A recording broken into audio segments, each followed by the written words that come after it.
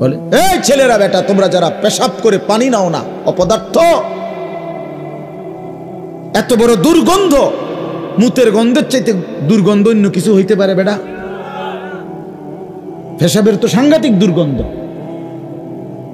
সাংঘাতিক দুর্গন্ধ। এই পেশাবের দুর্গন্ধ প্যান্টের মধ্যে জমতে থাকে সারাক্ষণ। সারাদিনে 10 বার পেশাব করলে প্রতিবারে যদি 10 ফোঁটা পেশাব পরে প্যান্টে, তাহলে 100 ফোঁটা, এতগুলো মুতের গন্ধ যার নাকে লাগে না। এত দুর্গন্ধময় যুবক, এত নিকৃষ্ট। আহা, তুমি রাসূলুল্লাহ সাল্লাল্লাহু আলাইহি ওয়াসাল্লামের সামনে কিভাবে দাঁড়াইবে? হ্যাঁ, যার পবিত্র দেহ মুবারক, রাসূলুল্লাহ সাল্লাল্লাহু আলাইহি ওয়াসাল্লামের পুরা দেহটা ছিল মেশক আম্বরের গ্রানওয়ালা। তিনি হাঁটলে মাইলকে মাইল ওই রাস্তা সুগন্ধিতে ভরে যেত। সাহাবায়ে কেরাম অপেক্ষায় থাকতো নবী সাল্লাল্লাহু আলাইহি সাল্লামের পবিত্র ঘাম মুবারক বোতলে শিশিতে ভরবে আতর হিসেবে ব্যবহারের জন্য। নাকি রাসূলুল্লাহ সাল্লাল্লাহু আলাইহি সাল্লাম নিজে বলছেন, এটা কেবল নিচের দিকে নামে যায়। অপারেটর কই, বেটা সদবদর এটা তোমার, বুঝে বুঝে জিমাও, একটু পর পর অটোমেটিক নিচে নেমে যায়। এটির দোষ না, এটা তোমার এটারই লুজ, এটি আরো বেশি লাগাবেন। আমার বুঝাইও না একটা। হ্যাঁ, তো রাসূলুল্লাহ সাল্লাল্লাহু আলাইহি ওয়াসাল্লাম বলছেন, বাপ আপনারা সবাই জানেন এটা, নবীজি বলছেন, হুব্বিবা ইলাইয়া ফিদ দুনিয়া সালাসা, দুনিয়াতে 3 জিনিস আমি রাসূলের নিকটে সবচেয়ে প্রিয়। কয় জিনিস? এর মধ্যে 1 নম্বরে হলো আত্তীব, সুগন্ধি, আতর, সুগন্ধি। নবী সাল্লাল্লাহু আলাইহি ওয়াসাল্লাম তার কাছে পৃথিবীর যত বস্তু, তার মধ্যে সবচেয়ে প্রিয় ছিল আতর, সুগন্ধি। তার মানে দুর্গন্ধ তিনি পছন্দ করতেন না, পছন্দ করতেন নবী সাল্লাল্লাহু আলাইহি ওয়াসাল্লাম পছন্দ করতেন না। আপনারা সবাই শুনছেন কাঁচা পেঁয়াজের গন্ধ, কাঁচা রসুনের গন্ধ আল্লাহ রাসূল সাল্লাল্লাহু আলাইহি ওয়াসাল্লাম নিষেধ করছেন। এই অবস্থায় তোমরা মসজিদে আসবে না, আল্লাহর বান্দাদের মজলিসে বসবে না, কারণ আমার উম্মতের সাধারণ মানুষের কষ্ট হয়, ফেরেশতাদের কষ্ট হয় এই দুর্গন্ধ। হাদিসের মধ্যে আছে মসজিদে নববী, শুনতেছেন আপনারা? নবী সাল্লাল্লাহু আলাইহি সাল্লামের জামানায় মসজিদে নববী, যেটা নবীজি বানাইছিলেন, যেই মসজিদ মদিনায় ছোট্ট খেজুর পাতার ছাউনির মসজিদ, সেটা ছোট ছিল, সামান্য কুদ্দুর জায়গা। তো নবী সাল্লাল্লাহু আলাইহি সাল্লামের জামানায় জুমার দিন সাহাবায়ে কেরাম তো একই সময়ে সবাই এসে মসজিদে বসতেন, জমা হইতেন, খুতবা দিতেন নবী সাল্লাল্লাহু আলাইহি সাল্লাম। তো অল্প কুদ্দুর জায়গার মধ্যে সবাই চাপাইয়া বসতেন। ফলে সাহাবায়ে কেরাম সবাই কর্ম যারা করত, খেজুরের আঙ্গুরের বাগানে ফসলের, তো কাজ টাজ করে আসতেন। তো অনেকে ঘাম নিয়েই আসতেন, ঘামের মধ্যে কি একবারে ঘামে ভিজে গেছে, এই অবস্থাতেই নামাজের ওয়াক্তে আইসা বসতেন। ফলে ঘামের গন্ধ ছিল। আল্লাহর নবী সাল্লাল্লাহু আলাইহি ওয়াসাল্লাম পরিষ্কার ভাষায় বলে দিয়েছেন, গুসলুল জুমআতি ওয়াজিবুন আলা কুল্লি মুহতালিম। তোমাদের প্রত্যেকটা প্রাপ্তবয়স্ক সাবালক যারা, প্রত্যেকের জন্য জুমার দিন গোসল ওয়াজিব, আবশ্যক, বাধ্যতামূলক করে দিছে। তার মানে যেন দুর্গন্ধ না হয়, যেন ঘামের গন্ধে আল্লাহর বান্দার কষ্ট না হয়। সেই আপনি বিড়ি সিগারেটের গন্ধ নিয়ে নবীর সামনে কেমনে দাঁড়াইবেন? সেই যুবক তুমি পেশাবের দুর্গন্ধ নিয়ে কেমনে দাঁড়াবা? কেমনে দাঁড়াবা? আমি তো আল্লাহর কসম কিতাবে পড়ছি,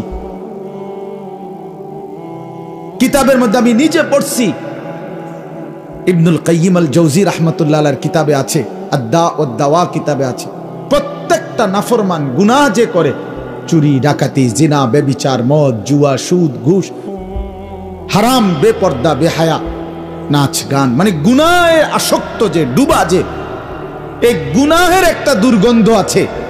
এজন্য গুনাহগার পাপীর শরীরে দুর্গন্ধ বেশি। কিতাবে।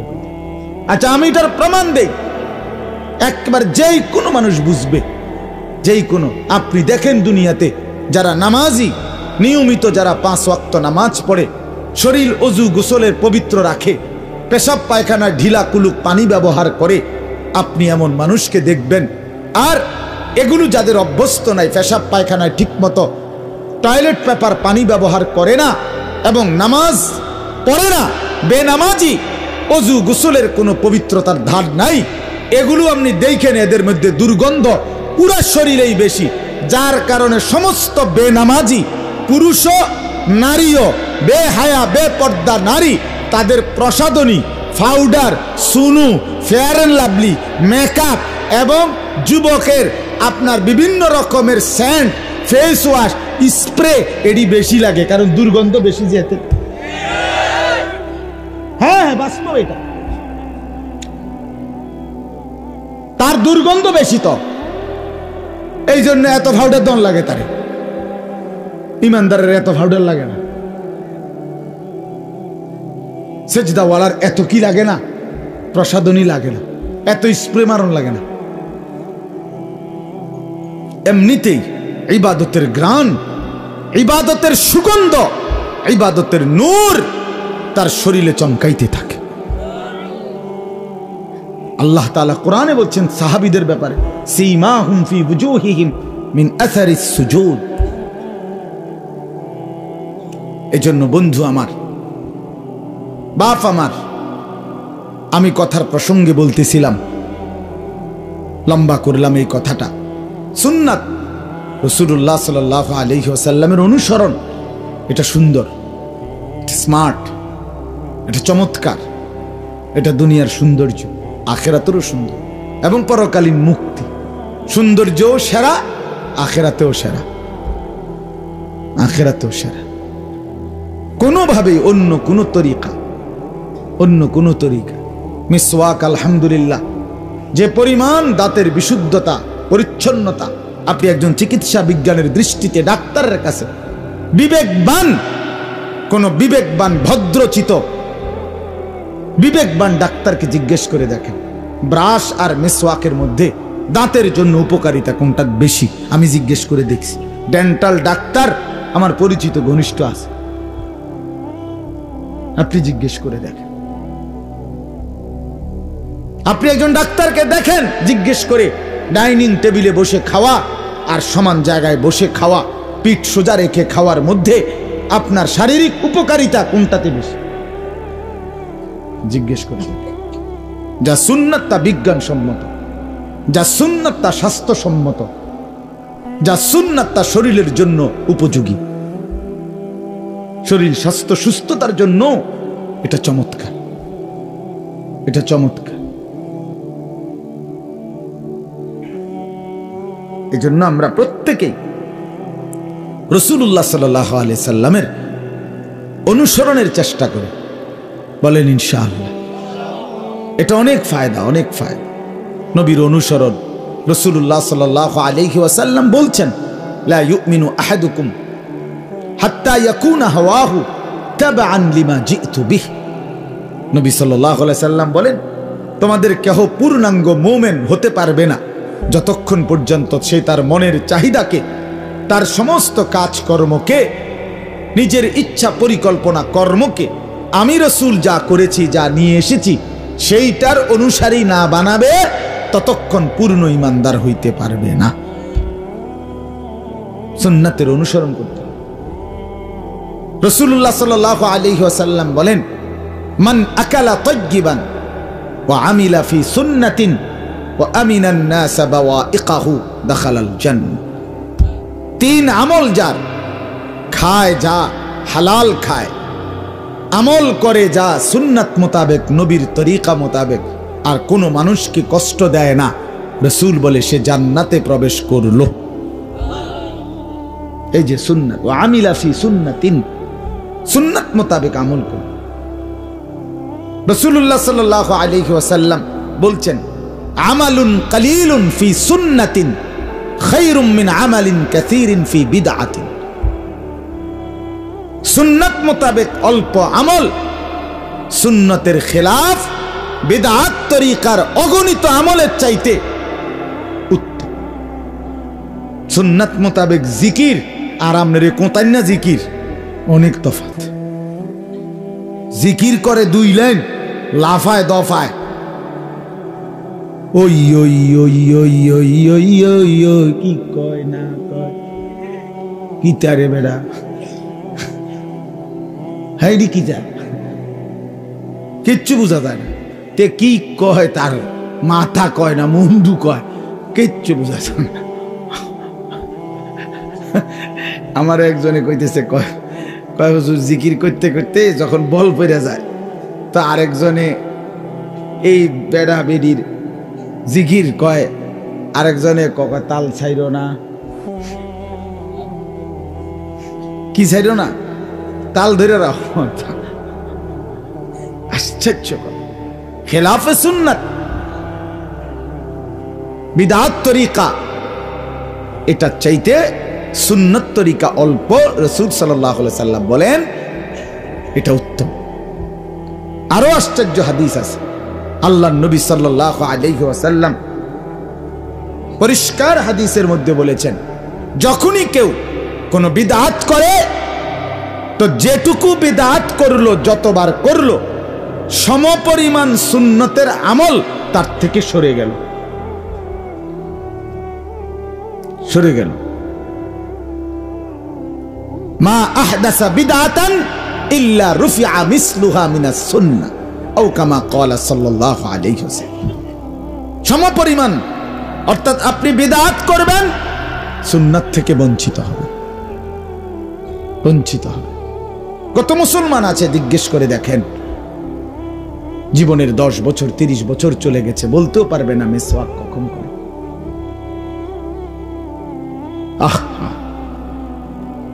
চিনেও না, দস্তরখান নাই কত লক্ষ মুসলমানের ঘরে, কিন্তু ডাইনিং টেবিল, চেয়ার 6টা, রিক্সাওয়ালা, ঠেলাওয়ালা, কুলি, দিন মজুর, হেত ইজ্জতের ডরে কি করছে, ডাইনিং টেবিল আছে, দরকার হলে কিস্তিতে টিয়া লইছে। হ্যাঁ, কিস্তি উড়াইয়া কি কিনে মা, কিস্তি উড়াইয়া তো অ্যাভেলেবেল বেডিতে কি কিনে, ফার্নিচার কিনে। অসংখ্য মহিলা কিস্তিতে কি করে, ফার্নিচার কিনে, ঘরের একটা একটা করে মাল কিস্তি কিনে, খাট একটা কিনছে, সোফা বানাইছে, ফ্রিজ কিনছে, রঙিন টেলিভিশন কিনছে, ডাইনিং টেবিল বানাইছে, কিস্তিতে আস্তে আস্তে শোধ করে। আবার বললে, আপনি যদি বলেন হারাম সুদ, বলবে হুজুররা আপনারা দিবেননি, আপনারা দিবেননি, কইতে তো সুন্দর লাগে, আপনারা দিবেননি, আপনারা দিবেন। আহা, দিনকে যখন ছেড়ে দিছে শয়তান, তখন সীমালঙ্ঘনে প্ররোচিত করেছে। অর্থাৎ একে তো গুনাহ, তার উপরে আবার গুনাহের উপরে যুক্তি পেশ করছে। কত বড় কুফরি! কোরআন এবং সুন্নাত। জি, তাইলে আমি এতক্ষণ মনের আবেগে আপনাদেরকে বুঝাইবার জন্যই বললাম, আমার জন্য, আপনাদের জন্য, যে সুন্নাত মোতাবেক রাসূলুল্লাহ সাল্লাল্লাহু আলাইহি সাল্লামের অনুসরণ, এর মধ্যেই আমাদের জীবনের নিরাপত্তা, সৌন্দর্য।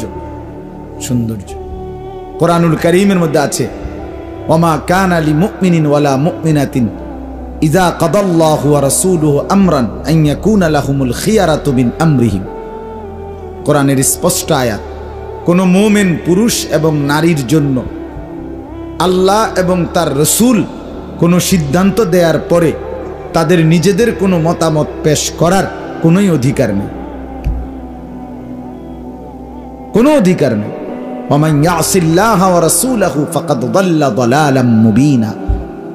এরপরে আল্লাহ বলেন যে আল্লাহ এবং তার রাসূলের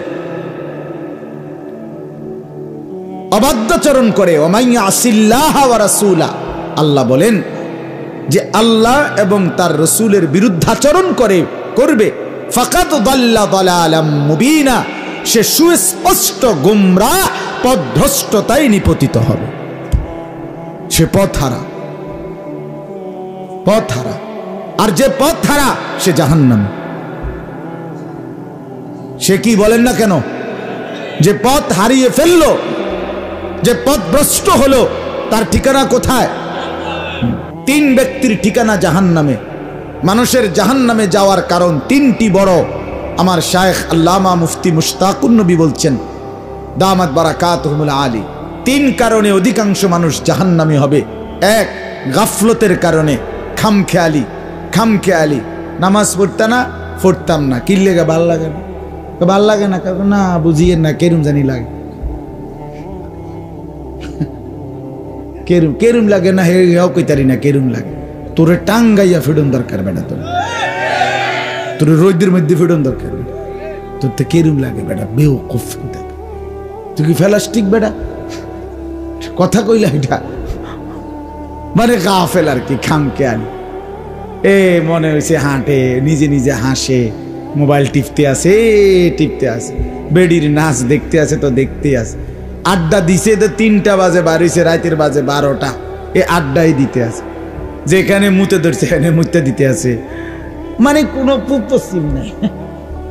আমার অসংখ্য ছেলে পেলেরে দেখলে আমার কাছে মনে হয়, আরে তে তো প্রতিবন্ধী না রে, আসলে তার সিরা না, তার তো ভালো ডাক্তার দেখানো দরকার, মানসিক ডাক্তার তার খুব দেখানো দরকার। তার তো কোনো নিজের চুল নিজে বড় করে আবার নিজেই ফিরায়, তো তুমি এটারে সামনে বাড়াইয়া রাখলা, আবার তুমি এটারে পিছা ফিরাও কা? বেকুব কি এরকম হয়? এত বেকুব কি আর বাজারে ওঠে? পাগল। ছি ছি ছি। আপনি বলেন একটা মূর্খতার তো সীমা আছে। আপনি এটারে নিচে রাখছেন, আবার একটু পর আপনি এটারে উঁচু উঠান, আবার নিচে রাখছেন, আবার নিচে উঠালেন, আবার। তো আপনি আমারে কি বলবেন? কি হুজুর আপনি এরম শুরু করছেন? ভালো মানুষ ওয়াজে না করবেন, আপনি ডেরে লই এরম কে শুরু করলেন? বলবেন কি না? বলেন না কেন? এখানে যে কোনো মানুষ বলবে কি না? আরো কেউ যদি আরো মারাত্মক হয়, কব কি রে হুজুর এটা কি পাগল নিগন, তো এরম করে কা? বলবে না? তো তুমি কি পাগল নাকি? তুমি চুলিডির এরম করো কা? তুমি এমন করো কেন বেটা? নিজে নিজেই হাসে, নিজে নিজেই কাঁদে, নিজের চুল নিজেই টানে, নিজের মোবাইল দিয়ে নিজে নিজেই ছবি তোলে। গাফেল। অর্থাৎ কে আমি, পরিচয় কি, কোত্থেকে আসলাম, কে আমাকে পাঠাইলো, কেন আসলাম, করছি কি, কিচ্ছু জানে না। আফাহাসিবতুম আন্নামা খালাকনাকুম আবাসা ওয়া আন্নাকুম ইলাইনা লা তুরজাউন। রব্বুল আলামিন বলে, বান্দা এই কি ভেবেছো তুমি আমি আল্লাহ বুঝি তোমাকে অনর্থক বানিয়েছি? কেমনে রে ভাবলা বান্দা এটা? 9টা মাস মায়ের অন্ধকার জরায়ুর ভিতরে আমি রব্বুল আলামিন তিল তিল করে, অল্প অল্প করে, বড় যত্ন করে, বড় মায়া করে, গোটা পৃথিবীর আড়াল করে, কাউকে না জানিয়ে, কাউকে না বলে, আমি আল্লাহ একাই আমার কুদরতি হাতে তুই বান্দাকে 9 মাস ধরে বানিয়েছি। তুই জানো কি বান্দা, আমি যদি বলতাম কুন, তাইলেই তো হয়ে যায়। আমি যদি বলি হও, তাইলে তো পলকের মধ্যেই হয়ে যায়, হয় কিনা বলেন? যে আমি এক পলকে বানাইতে পারি, সেই আমি 9 মাস ধরে কি করলাম? আমি তোকে সাজাইলাম, আমি তোকে যত্ন করে সাজিয়ে বান্দা এতটা মন মতো করে সাজিয়েছি। ওয়ালাকাদ খালাকনাকুম সুম্মা সাওয়ারনাকুম। আল্লাহ বলে, বান্দা আমি তোমাদেরকে বানিয়েছি, অতঃপর আমি তোমাদেরকে সাজিয়েছি, বানাইছিও আমি, সাজাইছিও আমি। এখানে নাক আমি লাগিয়েছি, এখানে কান আমি লাগিয়েছি, এখানে 2 চোখ আমি লাগিয়েছি। তুই বান্দা তোর মাকে বলে দেখ, মা আপনার পেটে যখন আমি ছিলাম 6 মাস বয়সে, মায়ের পেটে আপনাকে আল্লাহ কোনোদিন জিজ্ঞেস করেছিল নি, মা আজ তোর সন্তানের নাক লাগাবো রে মা, বল তুই তোর ছেলের নাক কোনখানে লাগাবো, কেউ কি জিজ্ঞেস করেছিনি? আল্লাহ বলে, না, কায়নাতের কিচ্ছুকে আমি জিজ্ঞাসা করি নাই, আমি আল্লাহ নিজের হাতেই সাজিয়েছি। এত যত্নে গড়া বান্দা আমার, এত নিখুঁত যত্নে সাজানো বান্দা আমার, আমি বুঝি তোমারে শুধু মোবাইল টিপতা, আমি বুঝি তোমারে শুধু নারীর পিছনে ঘুরতা, আমি শুধু তোমারে বন বিড়ি সিগারেট খাইতা, এটুকুর জন্যই শুধু বানাইছি। আফাহাসিবিতুম আন্নামা খালাকনাকুম আবাসা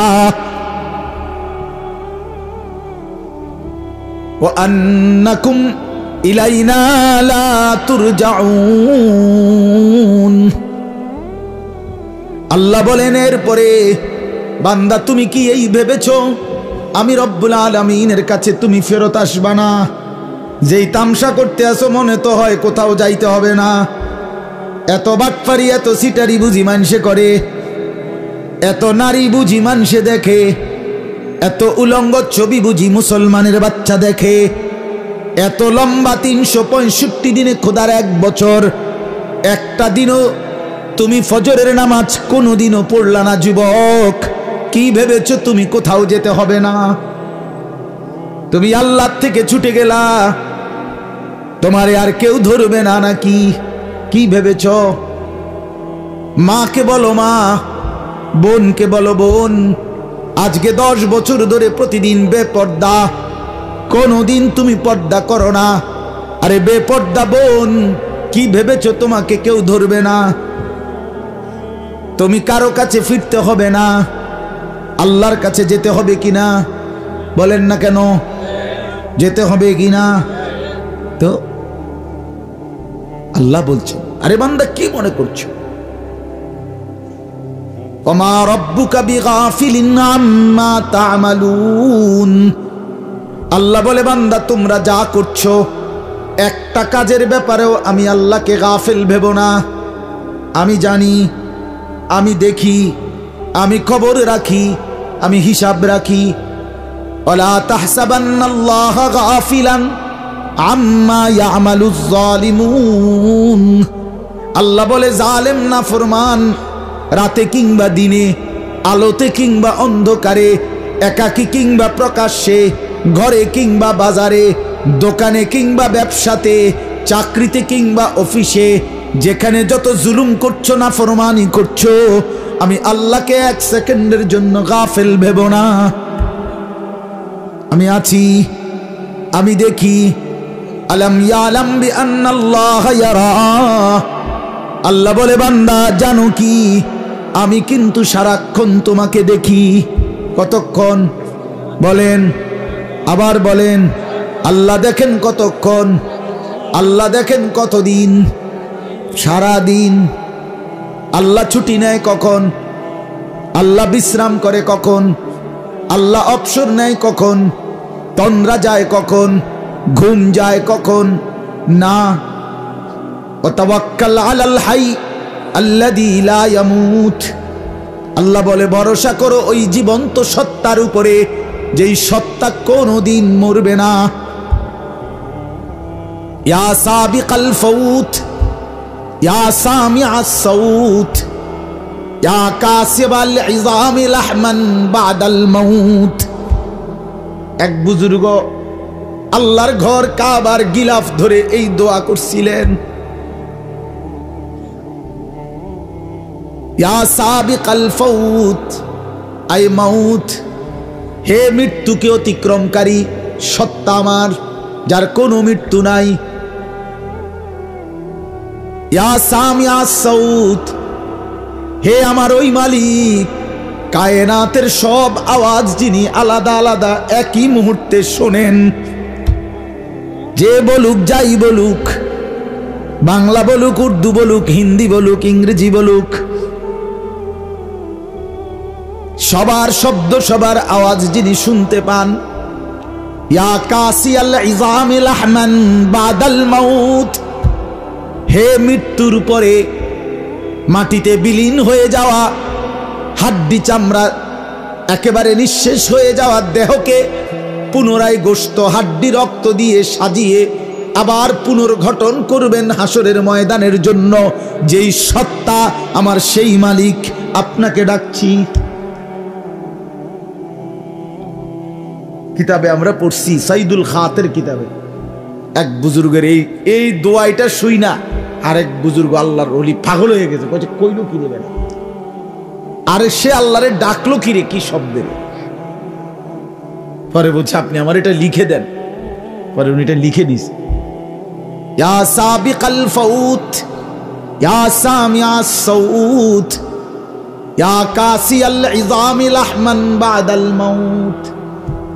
সুবহানাল্লাহ। আল্লাহকে গাফিল ভেবো না। আল্লাযী ইয়ারাকা হিনা তাকুম ওয়া তাকাল্লুবাকা ফিস সাজিদিন। আল্লাহ বলে, বন্ধু আপনি যখন দাঁড়িয়ে থাকেন, আপনি যখন নামাজের জন্য দাঁড়ান, আমি সরাসরি আপনাকে দেখি। ওয়া তাকাল্লুবাকা ফিস সাজিদিন, আপনি যখন আমার নামাজি বান্দাদের সাথে রুকু সেজদার জন্য উঠা বসা করেন, আমি বন্ধু তখনও আপনাকে সরাসরি দেখি। গুনার আড্ডায়ও দেখি, সেজদার মধ্যেও দেখি, মদের আড্ডায় যুবক তোকেও দেখি, তাহাজ্জুদের সেজদায় যুবক তোকেও দেখি। দেখে কিনা বলেন? হ্যাঁ, এক এক ছেলের চেহারা সুরত দেখলে বেটা ওডি মুডি ভিতরে ঢুকিয়া গেছে তোমাকে, মানুষের বেডি চাইতে চাইতে, অসভ্য ছবি দেখতে দেখতে বেটা হাইওয়ান চেহারা সুরত জানোয়ারের মতো হয়ে গেছে বেটা। দেখ বেটা, তুই বেটা মানুষের বাচ্চার আকৃতি নাই। নর্তকীর ছবি দেখতে দেখতে, নারীর দৃশ্য দেখতে দেখতে, উলঙ্গ নাচ দেখতে দেখতে, জিনা ব্যভিচারের দৃশ্য দেখতে দেখতে, এই অসভ্য অভ্যাস যাদের, রাত জেগে দিন জেগে মোবাইলের যারা নারীর ছবি আর নর্তকীর নাচ দেখে, ওই অপদার্থদের চেহারা দেখেন, চেহারার মধ্যে কোনো রস কষ দয়া মায়া মানবতা ভদ্রতা বলতে কিচ্ছু নাই। দেখেননি সে কই সাফা কই জানবে। হ্যাঁ, অভিভাবকরা ঘুমায়, অভিভাবকরা ঘুমায়। অভিভাবক হেতের বেড়ার স্বপ্ন একটাই, তে নামাজ রোজা আল্লাহ খোদাইডি বাদ দে, তারে জিঙ্গা বিদেশ যাবনি টেয়ার দরকার। কথা বোঝেন নাই? তার কি দরকার? 18 বছরের একটা ছেলে এক বাফের যেন এটিএম বুথ, এটিএম বুথ বুঝেননি? জিডি দিয়ে টিপ দিলে টেহা বাইর হয়, টাকার মেশিন। হ্যাঁ, এবারে বুঝছে এটা কি আমার একটা কি এটিএম বুথ। এত নামাজ রোজা ইমান আমল আখেরাত পরকাল তো বাদ দি চাইতাম বেটা, বিদেশ যাবি নি হেডা কো টেয়ার দরকার। তো সাসায় জমি বেচবো কিনতে আছি, কোন সময় জমি ছেড়ে দেয় টেয়া নাম মিল না রাখলে। শুনছি হেন্দে 10 শতক বেচা লাগবে তো জেডা, টাকা কি রাখতেইব? রেডি রাখতেইব। আল্লাহ আমাদেরকে মাফ করে দেন। আমার বাপ, আমার ভাই, আমি মূলত কথাই শুরু করছিলাম। প্রিয় নবী সাল্লাল্লাহু আলাইহি ওয়াসাল্লাম 2 মাস টানা রমজানের জন্য দোয়া করতেন, মনে আছে নি কথাটা? অতএব রমজানকে চাওয়া, রমজানের জন্য কামনা করা, রমজানের জন্য দিল থেকে দোয়া করা, এটা একটা আমল, এটা একটা রাসূলুল্লাহ সাল্লাল্লাহু আলাইহি সাল্লামের অনুসরণ, ঠিক কিনা বল? 2 নাম্বার, নবী সাল্লাল্লাহু আলাইহি ওয়াসাল্লাম শাবান মাসে, রমজানের এই আগের মাসে যেটা এখন চলতেছে, এই মাসে লম্বা টানা 15 দিন, 10 দিন, 12 দিন, 17 দিন নবী সাল্লাল্লাহু আলাইহি সাল্লাম নফল রোজা রাখতেন। বছরের 11 মাসের মধ্যে একমাত্র এই মাসেই নবী রমজান ব্যতীত সবচেয়ে বেশি নফল রোজা রাখতেন। অন্যান্য মাসে নফল রোজা রাখতেন নির্ধারিত, যেমন 13, 14, 15 চাঁদের আইয়ামে বীজের 3টা রোজা রাখতেন, সোমবার বৃহস্পতিবার দিন রোজা রাখতেন, আশুরার 10ই মুহররমের রোজা রাখতেন, জিলহজ মাসের 9 দিন রোজা রাখতেন। হ্যাঁ, এগুলো রাসূলুল্লাহ সাল্লাল্লাহু আলাইহি ওয়াসাল্লাম ওই শাওয়াল মাসের 6 রোজা রাখতেন, এগুলো নবীজির আমল ছিল। কিন্তু এমনিতে নফল রোজা টানা 15 দিন, 17 দিন, 12 দিন, 10 দিন টানা নফল রোজা, ফরজ না, রমজানের রোজা না, নফল রোজা এই শাবান মাসে নবীজি রাখতেন। নবীর সাহাবীরা জিজ্ঞেস করছেন, ইয়া রাসূলুল্লাহ সাল্লাল্লাহু আলাইহি ওয়াসাল্লাম, আপনি রমজান ব্যতীত এই শাবান মাসে এত লম্বা এত বেশি নফল রোজা রাখেন কেন? নবীজি বলতেন তাজিমান লি রমাদান, রমজানের সম্মানার্থে, রমজানের প্রাক প্রস্তুতি, রমজানের জন্য প্রিপারেশন, রমজানের ভালোবাসায়। আল্লাহ যেন দেখে আমার বান্দা তো রমজান চাইতেছে, রোজা রাখবে, আরে কয় কি রাখবে, তে তো রোজা রাখা শুরুই করে দিছে, পরে হায়াত দিব না তো কারে দিব, ওই দেখি রোজা রাখতেই আছে অনেক। আল্লাহ খুশি হবে, খুশি হবে। এজন্য এই রমজানের পূর্বে এই দুইটা আমল, এক রমজানের জন্য কি করা, কমা কয় না, কথা কয় না। আমি দাও চান্দিনার জামাই, আপনার আমার শ্বশুরবাড়িতে আন্দিনা, জানেননি আপনারা? জানেন না তো কি জানেন, তো আর কই লাভ কি, জানেন না জান। আমার তো শ্বশুরবাড়ি চান্দিনা, তেগুরিয়া। তেগুরিয়া নাম শুনছেন না? ওই তেগুরিয়া গ্রাম। আমার শ্বশুর অনেক বড় আলেম, আল্লাহওয়ালা বুজুর্গ আলেম, আলহাজ হজরত মৌলানা মুবারক হুসাইন ওনার নাম। ঢাকা মধ্যবাড্ডা একটা বড় দাওরায়ে হাদিস মাদ্রাসার মুহাদ্দিস। আমি আমার শ্বশুরের একমাত্র জামাই, ওটার মেয়ে একজন। যাই হোক, তো কাজেই কথা কর, আমি তো গল্লাই মাদ্রাসার ছাত্র। 1997 সালে পূর্ণ 1 বছর আমি গল্লাই কমপ্লেক্সে পড়ছি। হ্যাঁ, সচিব সাহেব তখন ছিলেন, সচিব সাহেবরে দেখছি আমি। আমার বড় ভাই তখন নতুন গল্লাই কমপ্লেক্সের আপনার আলিয়া শাখা যেটা খুলছে ওইটার প্রধান ছিলেন, সুপার ছিলেন আলহাজ হজরত মাওলানা মাহবুবুর রহমান আশরাফি, আমার আপন বড় ভাই। এখন চান্দিনা আল আমিন কামেল মাদ্রাসার প্রধান মুহাদ্দিস, বড় ভাইও বড় ওয়াইজ আলেম। যাই হোক, তো আমি তো এখানকারই। ও তো বলতেছিলাম আমরা যে এই দুইটা আমল রমজানের পূর্বে বিশেষ আমল কয়টা বলেন? 1 নম্বর কি করা? দোয়া। এখনই দোয়া করতে থাকেন, প্রতিদিন বলবেন, একদিনও 2, 4, 10, 50 বার। সবার কাছে অনুরোধ, রাত্র অনেক হয়েছে, আমি এই জন্য দেরি করতে চাচ্ছি না। প্রত্যেকের কাছে অনুরোধ, বাবা ভাইয়া ছেলেরা তোমাদের কাছে অনুরোধ করি, দোস্ত হাসতে হাসতে ফেলে দিও না। ওই যে শুরু করবো, কথাটা বলতে পারলাম না, যে গাফেল জাহান্নামে যাওয়ার শায়েখ বলছে অধিকাংশ জাহান্নামী 3 কারণে। 1 নাম্বার গাফলত, খামখেয়ালি, এ খামখেয়ালি। আরেকটা হলো জাহালাত, কোরআন সুন্নাহর অজ্ঞতা, শরীয়তের মাসআলা মাসাইল, দ্বীনের বিধান জানার কোনো মানসিকতাই নাই। মুরুখ মানে জিঙ্গেলে চাচা ভাই, না হুজুর আমরা এরকম সাধারণ মানুষ, কোনো রকমে বাদুগা খাইয়া হইয়া না থাউন, ইতান আমরা এত তান বুঝছে কি আর কুলাই তার মন আলাপ আলাপ করে, বুঝেন না মামুন, আলাপ করে তাই না। কিন্তু তাই নিরে আপনি যদি বলেন যে চাচা আপনি বিএস খতিয়ান বোঝেননি, সিএস বোঝেননি, আরএস বোঝেননি, কয় বুঝিনি মানে হ্যাঁ, আমনে যে আজ যে আমনগো বাড়ির লগে দিয়ে যে দেরাত জায়গা লইয়া যায় যে মামলা 30 বছর করে, এটা ছাড়তেন না যেটা, আর কি কও ছাড়তাম না মানে জামা বইটা লেছে, আর কি কও ছাড়মু কি লেগা, বাপ দাদার জমি এই নালে দরকার হইলে বাকি 50 শতক বেচালাম, এই জায়গা লইয়া ছাড়মু, তারে দেখাই দিব বেটা, জীবনে মরি আর বাঁচি বেটা, দরকার হইলে ভিক্ষা করুম কিন্তু মামলা চালাম, ভিক্ষা করবো দরকার এমন ডাকাইতে ডাকায় আছে না, এমন কি কর না কা ভিক্ষা করবো দরকার হইলে। তার ফুতেরে কয়ে গেছে, তুই বেড়া যদি বাপের ঘরে হয়ে থাকস তোর কাকারে দিচ্ছা এই জমি কিন্তু কইলাম, তাহলে আমি কবর ফাইটটা মরে যাবো। তারপরে আপনি তো মরেই গেছেন, আপনি মরণে তো আপনার কবরে দিচ্ছে।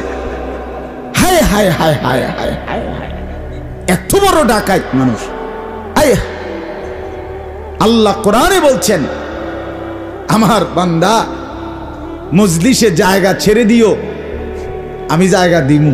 তা আমি বুঝছি যে আল্লাহ যেন এটা বলছে যে তুমি জায়গা দাও, ছাইরা দাও, আমি দিমু। আর রাসূলুল্লাহ হাদিসে বলছে, অন্যায় ভাবে 1 বিঘত জায়গা, মান আখাযা শিবরাল আরদি যুলমান, কারো যদি কেউ অন্যায় ভাবে 1 বিঘত জায়গা জুলুম করে নিয়ে নেয়, খোদার কসম নবী বলছে কিয়ামতের দিন 7 তবক জমিনের নিচের মাটি ওই নাফরমানের কাঁধে শরীরে দেহে পেঁচায়া দেওয়া হবে। তাওয়াকাহুল্লাহু ইয়াউমাল কিয়ামা 7 আরদিন।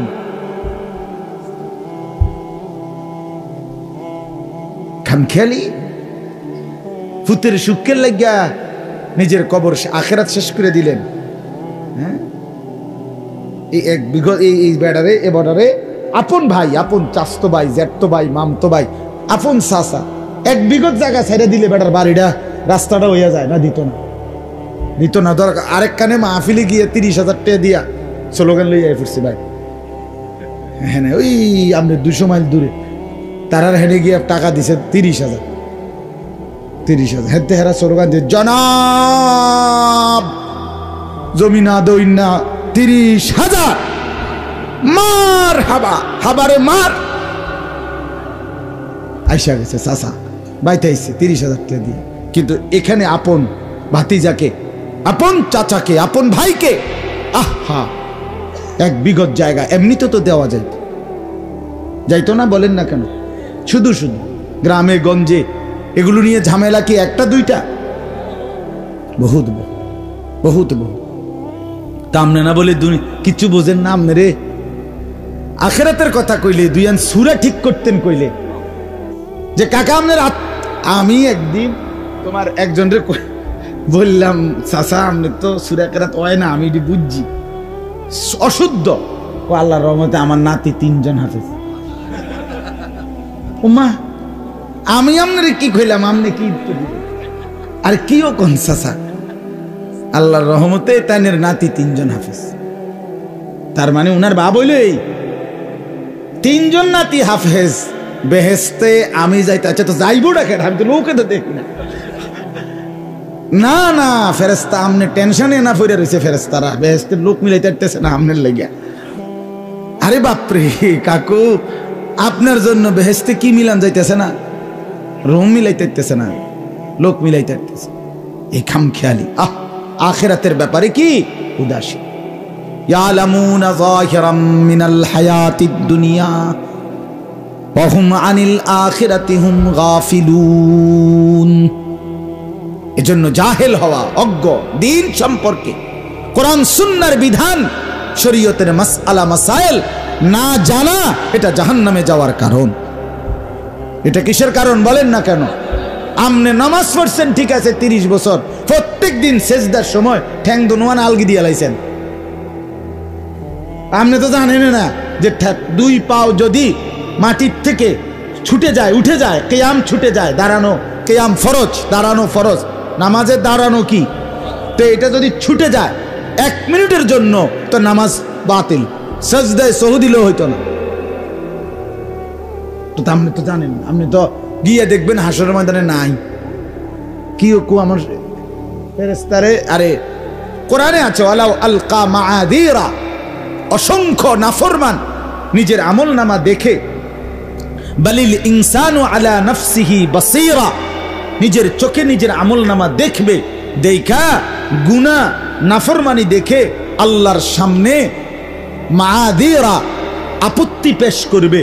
সিটারে আল্লাহর সামনে বলবে হাসরের ময়দানে, আল্লাহ এটা আমার আমল নামা, আমার নাম আছে যে আনিসুর রহমান, বুঝা যায় এটা আমারে, কিন্তু যেই হারে মিশা কথা লিখছে আমি কইছি না। না একটা মানুষ বুঝি এইভাবে মিশা কথা কি তাও কথা বুঝেন না কথা। এইভাবে সুদ খাইছি, ঠিক আছে খাইছি, আচ্ছা আমিও একেবারে ফিরতাম না, কিন্তু বুঝি 2-4 টাকাও বালাটিয়া নাই। ওয়ালাউ আলকা মাহাদিরা, হ্যাঁ এরকম আপত্তি করবি। আল্লাহ শনিবার রবিবার সোমবার এডি নামাজ পড়ছি না, আমি নিজে কইতারি, কিন্তু শুক্রবারে যে 2 রাকাত পড়ছি এডিও তো নাই। এটাই তো পরিষ্কার বোঝা যায় এই ফেরেশতা নিজে নিজে বানাইয়া লিখছে, নাইলে আমার শুক্রবারের নামাজটা কই? আল্লাহ বলবে হ্যাঁ এটা তো একটা কথা, তুমি তো শুক্রবারে 2 রাকাত পড়ছিলে, এইটা কো? ফেরেশতাকে জিজ্ঞেস করবে, ফেরেশতা কও আমার বান্দার শুক্রবারের 2 রাকাত কই? ফেরেশতা বলবে আল্লাহ ওযু আছি, ফরজ গোসল আদায়, হ্যাঁ ফরজ গোসল কি হয় নাই? নাকের নরম জায়গায় পানি পৌঁছানো ফরজ। যখন গোসল ফরজ হয়, বীর্যপাত হয়, তো নাকের নরম জায়গায় কিভাবে পানি পৌঁছায় জানি তো না। লক্ষ লক্ষ আপনি জেনারেল শিক্ষিত ছেলে মেয়েকে, আল্লাহ মাফ করুন, জিজ্ঞেস করে দেখেন, বলো বাবা তুমি কও, নাকের নরম জায়গায়, প্রত্যেক মানুষের নাকের দুই অংশ, এক অংশ শক্ত জায়গা, এক অংশ নরম জায়গা, এইভাবে বাঁকা হয় যে এদ্দুরে বলে নরম জায়গা, এই পর্যন্ত পানি পৌঁছাইতে হয়।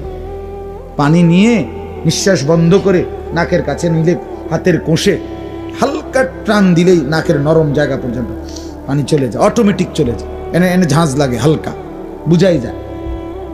এটা তো জানে না অসংখ্য মানুষ, এবং ওই গুরুত্ব দিয়ে সে তো পানি পৌঁছায় নাই। অজুর মধ্যে নাকে পানি দেওয়া সুন্নত, কিন্তু ফরজ গোসলের সময় নাকের নরম জায়গা পর্যন্ত পানি পৌঁছানো ফরজ। এখন ফরজ আদায় না হলে আপনারে যদি বঙ্গোপসাগরে নিয়া, আপনার স্পিড বোটে করে মাঝখানে নিয়া এরপরে সুবানি দেয়